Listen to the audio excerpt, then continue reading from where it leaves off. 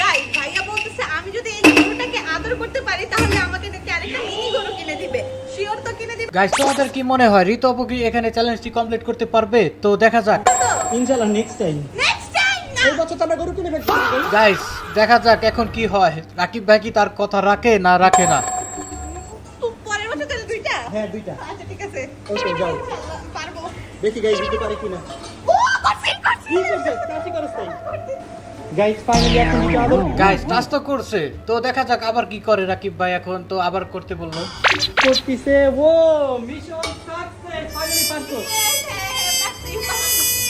তো গাইস তোমাদের রাকিব ভাইকে কেমন লাগে? রাকিব ভাইকে যদি ভালো লেগে থাকে তাহলে এই ভিডিওতে এখন একটা লাইক করো, কমেন্ট করো আর চ্যানেলটিকে অবশ্যই সাবস্ক্রাইব করো।